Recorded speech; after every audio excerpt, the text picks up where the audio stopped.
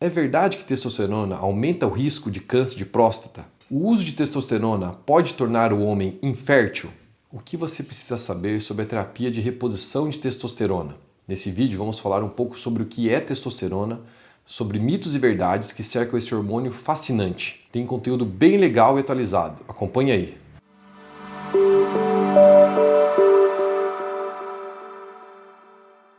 Olá, meu nome é Dr. Maurício Marchese, sou médico urologista, atuo na área de andrologia, medicina sexual e uro-oncologia. O envelhecimento masculino pode ser acompanhado de uma redução na produção dos hormônios sexuais masculinos, como a testosterona, o principal hormônio sexual do homem. Estima-se que a redução deste hormônio acometa cerca de 20 a 25% dos homens, ou seja, um quarto da população masculina acima de 60 anos. Pela alta prevalência na população, pode ser considerado uma preocupação global de saúde pública. A partir dos 40 anos, o declínio da produção de testosterona no organismo do homem gira em torno de 1% ao ano. O termo andropausa, comumente utilizado para caracterizar essa condição, está errado e não deve ser utilizado, pois diferentemente da mulher, que entra na menopausa, não ocorre uma pausa hormonal no homem, e sim o seu déficit gradativo. Na menopausa, ocorre sim uma pausa definitiva e irreversível da produção dos hormônios sexuais femininos, como o estrógeno e a progesterona,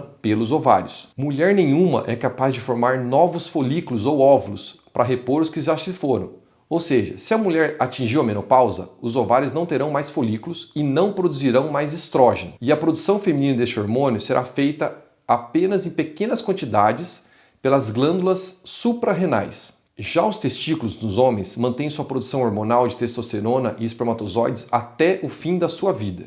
Então, o termo correto desse fenômeno não é andropausa, mas sim DAEM, deficiência androgênica do envelhecimento masculino, ou também chamado de hipogonadismo. Clinicamente, esses sintomas se apresentam como? São homens que têm redução da libido sexual, têm história de impotência, disfunção erétil, irritabilidade, cansaço físico, redução da força muscular, perda de massa óssea, distúrbios do sono e até mesmo sintomas de depressão. Para a gente entender o porquê destes sintomas, vamos falar como a testosterona age, como ela atua em todo o nosso corpo. Isso ocorre através dos receptores androgênicos, que eles estão presentes em vários tecidos do nosso corpo. No cérebro, a interação testosterona mais receptor androgênico estimula a libido, a cognição, o raciocínio e o comportamento agressivo.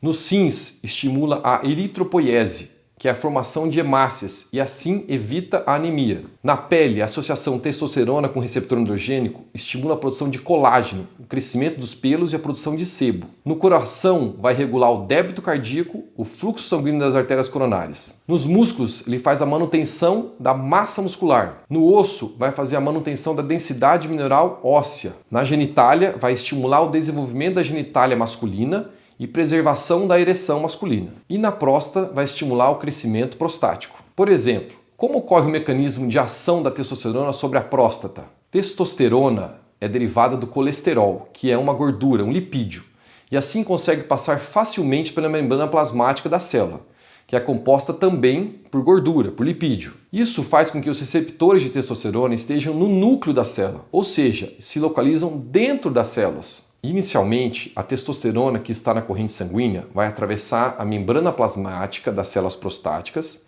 e ela vai ser metabolizada no núcleo das células em dihidrotestosterona através de uma enzima chamada 5-alfa-redutase. A dihidrotestosterona é um andrógeno mais potente que a testosterona e é o principal hormônio trófico da próstata. E ele vai se ligar com grande afinidade aos receptores androgênicos. O complexo dihidrotestosterona mais receptor androgênico vai modular a expressão de vários genes. Gene é um pedaço do DNA da célula.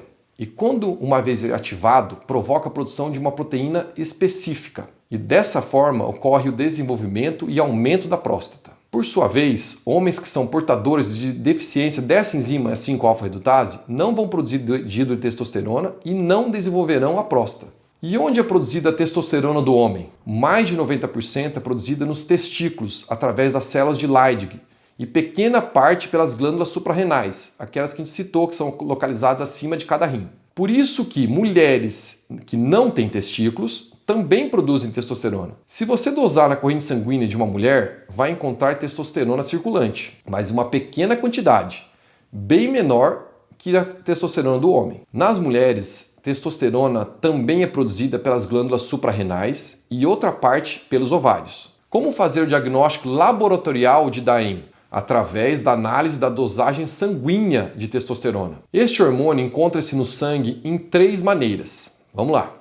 Primeiro, ele pode estar livre, 1 a 2%, ou ligado à albumina, 40 a 50%, que são as frações ativas ou biodisponíveis que têm uma atividade biológica.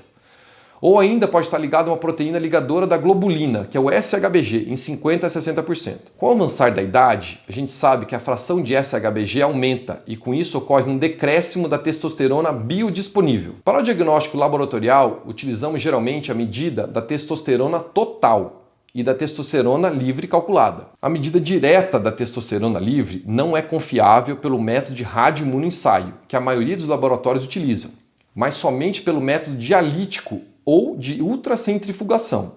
Praticamente não está disponível em nosso meio. Então, nos baseamos nos valores de testosterona total e de testosterona livre calculada. Testosterona total abaixo de 200, 230 já faz diagnóstico laboratorial de DAEM. Porém, valores de testosterona total entre 230 e 350 deve-se utilizar uma forma de testosterona livre calculada, que é a fórmula de Vermeulen. E para isso basta saber os valores da testosterona total, albumina e SHBG e jogar nessa fórmula. Ela é facilmente encontrada na internet. Valores de testosterona livre calculada abaixo de 7 também faz o diagnóstico de DAEM. A concentração plasmática normal de testosterona total no adulto varia de 250 a 300 a mais ou menos 800 a 1000. E a taxa de produção diária nos homens é de 4 a 11 mg desse hormônio. Como eu disse, nas mulheres, testosterona é produzida em menor quantidade, pelas glândulas suprarrenais e também pelos ovários numa taxa diária de 0,25 a 1 mg por dia. A concentração plasmática de testosterona na mulher pode variar de 10 até 50 a 60, bem diferente do homem. E como ocorre a produção de testosterona em 24 horas do nosso corpo? As concentrações sanguíneas de testosterona têm um ritmo circadiano, ou seja, elas sofrem grandes alterações durante as horas do nosso dia. São variações que se repetem regularmente no período de 24 horas. As concentrações de testosterona têm seu pico por volta das 6 às 8 horas da manhã e sofrem um declínio de até 35% durante o dia, atingindo níveis mínimos entre 19 e 21 horas, antes de começar a aumentar novamente pelo meio da noite. Homens jovens demonstram um ritmo circadiano bem claro e definido. Em homens idosos, esse ritmo circadiano é muito menos aparente, ou seja, ele é mais linear, sem grandes oscilações. E sempre os níveis de testosterona nos homens jovens estão em patamares mais elevados do que os homens idosos.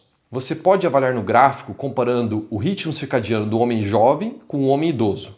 Devido a esse ritmo circadiano, a dosagem da testosterona total deve ser colhida pela manhã, até 2 horas depois de acordar. Muito bem, agora vamos falar um pouco sobre a história da descoberta da testosterona. Por volta de 1890, um cientista franco-americano chamado Charles Brown Séquard, então em Paris, auto-injetou um elixir rejuvenescedor, um composto que ele extraiu dos testículos de cão e de porco.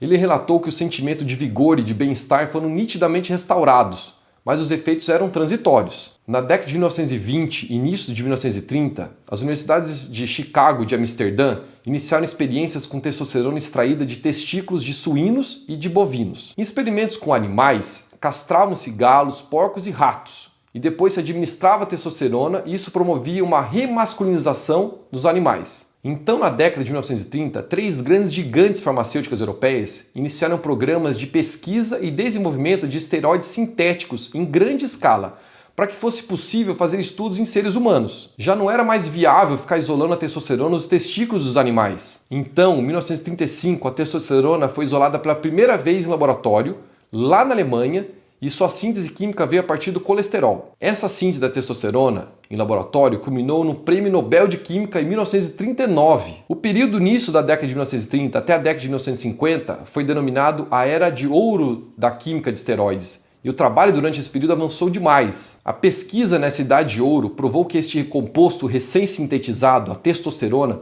foi um poderoso multiplicador de força, de músculos e de bem-estar. E qual o risco de reposição de testosterona e câncer de próstata?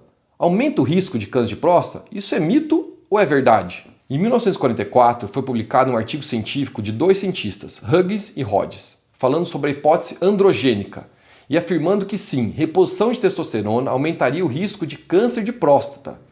Segundo essa hipótese, quanto mais testosterona para o homem, maior o risco de câncer de próstata, e quanto menos, menor seria o risco. Inclusive, esses dois senhores ganharam um prêmio Nobel de Medicina em 1966 por essas descobertas. Eles afirmaram que os androgênios ativariam o câncer de próstata e causariam uma aceleração do seu desenvolvimento. Contudo, temos alguns paradoxos que vão contra essa teoria. Dados mostram que com a idade ocorre um declínio da testosterona e aumenta a incidência de câncer de próstata. Pacientes transexuais que fazem castração química, que é retirada dos testículos, e apresentam queda acentuada da testosterona e têm câncer de próstata. Homens eunucos, que são homens que vivem no Oriente Médio, que são castrados com a função de guardar as mulheres do harém e que mesmo assim também apresentam diagnóstico de câncer de próstata. Então surgiu um novo conceito. Um urologista da Universidade de Harvard, o Dr. Abraham Morgan Taylor, que estuda esse assunto há mais de 30 anos, ele sugeriu um novo modelo, o modelo da saturação de testosterona. Descobriu-se que o tecido prostático é altamente sensível à estimulação androgênica em níveis baixos de testosterona.